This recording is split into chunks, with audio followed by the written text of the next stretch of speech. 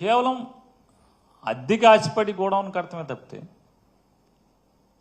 అద్దె వస్తుంది, దాని మీద లోన్ ఉంది, ఓ 3 ఏళ్ళో 4 ఏళ్ళకో లోన్ తీరిపోతే తర్వాత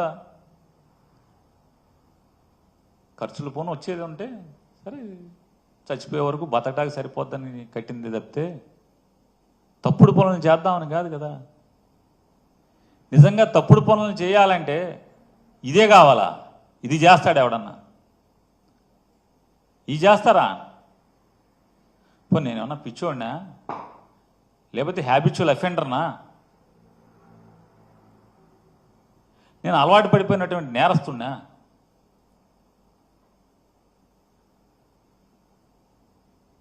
మంత్రిగా, ఈ రాష్ట్రానికి మంత్రిగా నేను పనిచేసినప్పుడు వెనకలికి పెద్దలు చెప్పిన సామెత ఉంటుంది కదా, మంచోడి మొహమాటం మాంసం కూర ఉన్న దగ్గర, భోజనం దగ్గరను చూడమని చెప్తారు. అంటే నాన్ వెజిటేరియన్ తినేవాళ్ళలో సామెత అది. నేను మంత్రిగా పనిచేశాను కదా, ఇవాళ ఉన్నటువంటి డీజీపీ గారు నేను కలిసి పనిచేశాం. ఆయన ఆర్టీసీ ఎండీగా, నేను రవాణా శాఖ మంత్రిగా. నేను వారి అంతరాత్మనే ఒకసారి అడగమంటున్నాను. మనం కలిసి పనిచేసినటువంటి ఆ కాలంలో పేరుని నాని అనేవాడు మీకు ఎక్కడన్నా తప్పుడు పని మీకు చెప్పటం కానీ, లాభాపేక్షతో మీకు ఒక ఆదేశం ఇవ్వటం కానీ, మీ మీద ఒత్తిడి చేయటం కానీ, లేదా పాత డీజీపీ గారు కూడా ఉన్నారు, రిటైర్డ్ డీజీపీ గారు కూడా, వారిద్దరూ నేను కలిసి పనిచేశాం. ఏనాడన్నా ఒక తప్పుడు పని, కక్కుర్తి పనికి మీ మీద ఒత్తిడి చేయటం, మిమ్మల్ని అడగటం, మిమ్మల్ని ఆదేశించటం ఇప్పుడు జరిగిందా? నా క్యారెక్టర్ మీకు క్షుణ్ణంగా దగ్గరగా చూసిన అధికారుల్లో మీరు ఉన్నారు. లేదు, రవాణా శాఖలో వందల మంది అధికారులు ఉన్నారు. ఏ అధికారిని నన్ను అడగండి.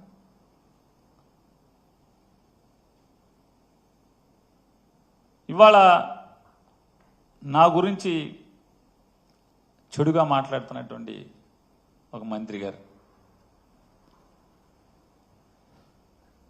ఆయన తల్లకిందులు తపస్సు చేసి చేయని ప్రయత్నం లేదు. నా భార్య జయసుధ మీద కేసు కట్టించడం దగ్గర నుంచి ఆవిడని అరెస్ట్ చేయటానికి ఎంత ప్రయత్నం చేశాడో అంత ప్రయత్నం చేశాడు. కానీ ఏ మాటకు ఆ మాట దీంట్లో చెప్పుకుని తీరాలి. చంద్రబాబు నాయుడు గారు మాత్రం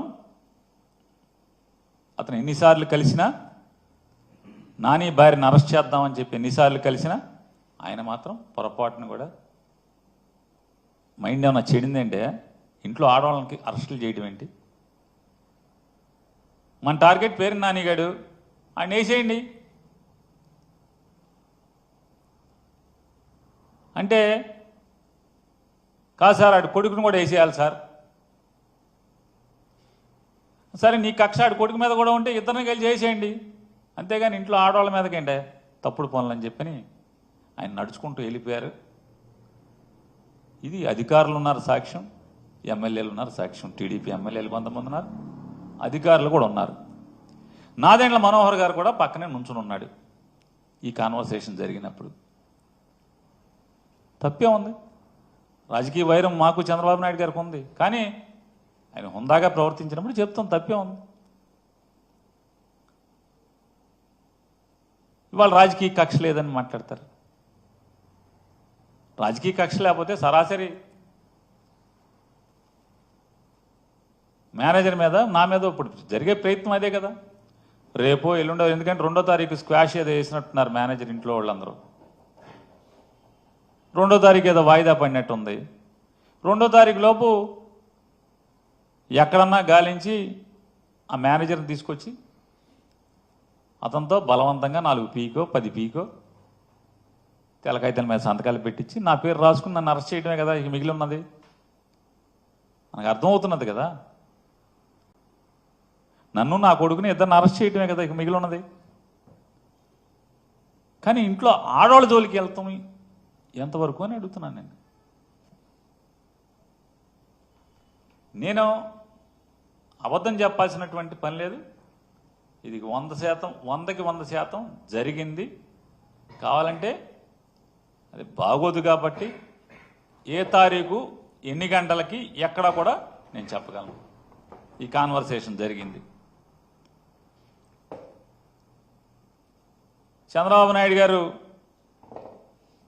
ఆడవాళ్ళని అరెస్ట్ చేయడం అంటే ఇంట్లో ఆడవాళ్ళని అరెస్ట్ చేస్తారండి, బుద్ధి లేదా అని తిట్టినా కూడా బెయిల్ రాకుండా విపరీతమైన డిలే ప్రయత్నం చేస్తూనే వచ్చారు.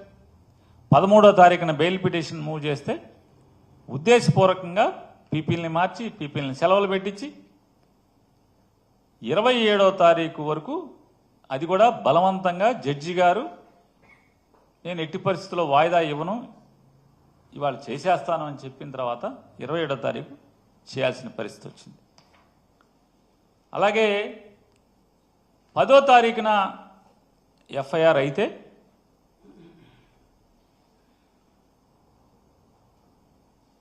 ఏం చేయాలి? వెంటనే పోలీస్ ఇన్వెస్టిగేషన్ చేయాలి కదా. ఏ ఇన్వెస్టిగేషన్ చేయలేదు. చివరికి 3 రోజుల తర్వాత 11, 12, 13వ తారీఖు 13వ తారీఖున రాజకీయ ఒత్తిడి మేరకు వెళ్ళి మేము తాళాలు ఇస్తామని చెప్పని మా అడ్వకేట్లు చెప్తున్నా సరే బలవంతంగా తాళాలు బ్రేక్ చేసి దాంట్లో ఉన్నటువంటి సరుకుని అగ్రిమెంట్ ప్రకారం అదంతా కూడా జాయింట్ లైబిలిటీ. సివిల్ సప్లైస్ ఏదైతే ఆ గోడౌన్లో దాచినటువంటి ప్రతి బస్తా జాయింట్ లైబిలిటీ. సివిల్ సప్లైస్ అధికారులు, గోడౌన్ యాజమాన్యం ఇద్దరు జాయింట్ లైబిలిటీ. జాయింట్ లైబిలిటీ అన్నా సరే తాళాలు మేము ఇస్తాము తీస్తామన్నా సరే తాళాలని బ్రేక్ చేసి ఏంటయ్యా అంటే ఆ తాళాలు బ్రేక్ చేయటం వెనక ఉద్దేశం ఏంటంటే వెంటనే లీగల్ టీం వెళ్ళారు, మొత్తం ఆశాంతం వీడియోలు తీస్తున్నారు. తాళాలు ఇస్తామన్నా సరే తాళాలు బ్రేక్ చేశారు. వెంటనే ఆ ప్లేడర్లని తరిమి కొట్టదాకి శత విధాలా ప్రయత్నం చేశారు. పాపం స్వామి భక్తి పారాయణుడైనటువంటి ఇన్వెస్టిగేషన్ ఆఫీసర్ గారు, సర్కిల్ ఇన్స్పెక్టర్ గారు ఎంత బెదిరించినా అదిరిచ్చినా ప్లేడర్లు మాత్రం మా పని మేము చేస్తాం, నీవు ఇష్టారాజ్యంగా చట్టవిరుద్ధంగా అగ్రిమెంట్కి విరుద్ధంగా మీరు తాళాలు బ్రేక్ చేస్తారు కాబట్టి స్టాక్ మాకు నువ్వు ఇక్కడ ఏం చేస్తావో అని మాకు భయంగా ఉందని చెప్పని నీ దురుద్దేశం, నువ్వు పొలిటికల్ ఒత్తిడి. ఎందుకంటే మాట మాటికి ఫోన్ వస్తుంది, పక్కెళ్ళి మాట్లాడుతున్నాడు, ఫోన్ వస్తుంది పక్కెళ్ళి మాట్లాడుతున్నాడు, అసహనం భరించలేకపోతున్నాడు. భరించలేకపోగా